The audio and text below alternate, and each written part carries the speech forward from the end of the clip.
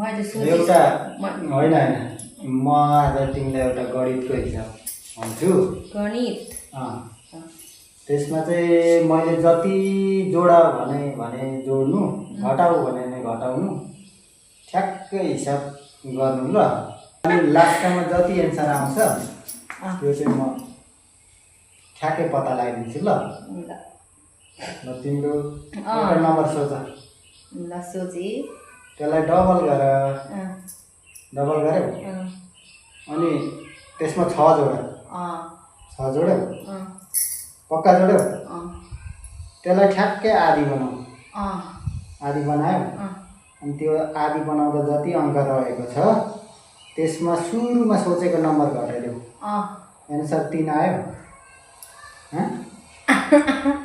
आयो कि आएन कसरी आयो